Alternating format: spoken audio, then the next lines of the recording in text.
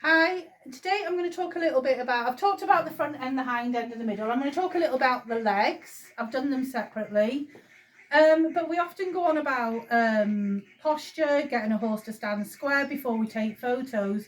And for me, posture is very much a state of mind and a state of the moment. So we could ask Phoebe here to stand square, and then he hears the geese quacking or a horse coming by, and straight away his posture would change. So also as well, when I'm asking a horse to stand square, I try not to head them towards an area which they like. So say they in all day because I'm coming, and we stand them with their head towards the field which they're going to go out in, then all their posture is going to be forward like this, heading towards the field. So often a good advice is to turn your horse's head away from the area they want to go. We've also got a horse that's body's with us, but the mind's leaving the room. So often you will sort of see a horse that we think is in a relaxed position, resting this right hind, but what we've got to look at is the right hind resting like this, or is the toe turning out? Because often a horse that we think is nice and rested and obviously looks very sleepy, its ears will be flat out to the side, its leg will be pointing, and its foot will be heading out that way, because most horses, if they want to dart off, will dart off to the right. So that we may think is a relaxed posture, but actually the mind has left the building. The horse is getting ready to run. So legs are really hard for some people to pick up. They can be frightened if the horse is going to do anything. I'm not too bothered about that, but what I first want to do is make sure I'm picking up correct, which may be a little bit hard today because you can tell I'm quite tall, Phoebe's quite small, and I've also got a sore butt cheek at the minute. Also shows you how flexible horses are when we're not on them. But what I want to give Phoebe is the confidence that if he does pick his leg up for me, that I am going to make sure that I keep him relaxed, I keep him balanced, and I don't pull him out of balance, because you can only do something to a horse once. So if I ever first come to him and picked up his leg and yanked it forward and he just fell out of balance, he's always going to remember that. I'm on this side, which is not my normal side. You might want to come back round here, Claire, so you can see the leg. So the first thing, when we pick up the leg, he has finished his session. As always, I do these videos, so he's like, why is she doing this leg again? Oh, that's good. First thing, I'm just going to ask. I'm not going to pull. Can you see okay? You might want to come back around to the front if I... And what I'm going to do is I'm going to support his leg. One hand on the fetlock and one hand on the knee. Because we have to make sure that he feels comfortable and balanced. Now, if he wants to put his leg down, I am going to let him. I'm not going to hold. He is licking his leg, so we might get. And then when I ask for movement, I'm just going to ask for a little bit of movement. Nice and relaxed. Make sure he's all comfortable. The weight, every time he pushes weight in, I'm going to push up and support him. And then we're just going to ask, wait till he relaxes, and the leg to come down.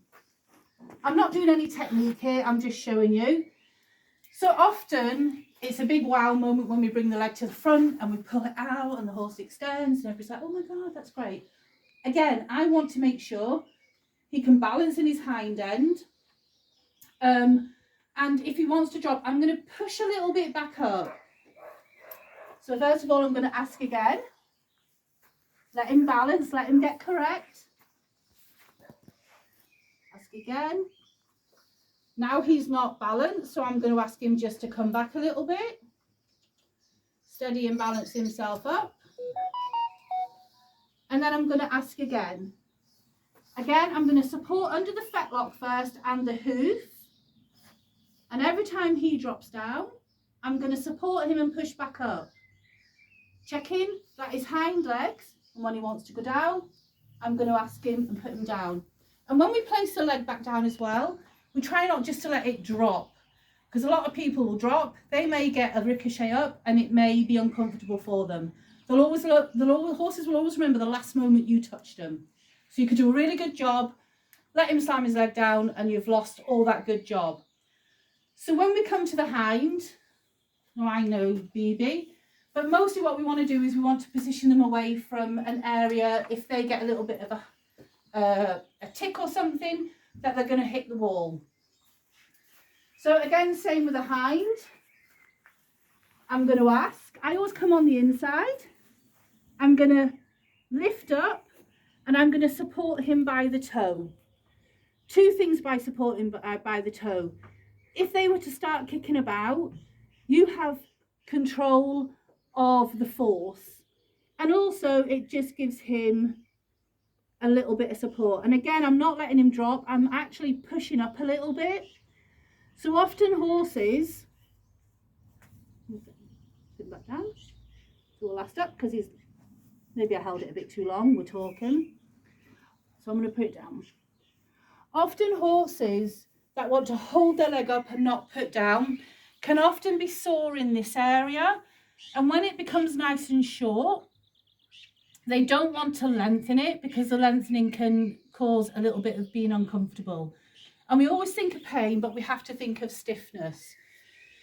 So when I assess sort of the hind limbs and the front limbs, I am making sure, have we got a hoof in all directions?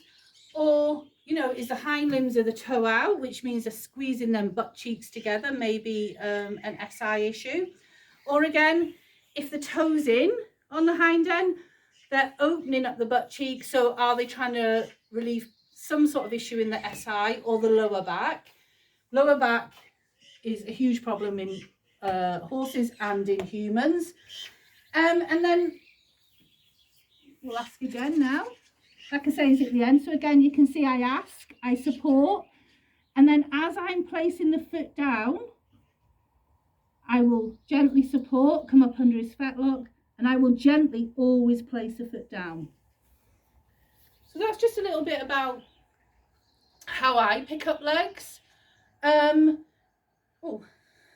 Standing much squarer in the hind end now. But yeah, it's all about, if you're worried about picking hind legs up, then we're going to transfer that worry to the horse. Intention is always a really good thing. Have a good, clear intention. This is what I'm going to do. But if you get uncomfortable, I've got your back. I am going to let it go back down. And maybe today I won't do legs. You know, we always talk about lifting legs and hoiking the shoulder to place weight in the other limb. You know, an easy way just to teach owners just to get the horse to move over is just push it over and hold for 5 seconds and ask again. It's the easiest way. Always find an easy option. That's it.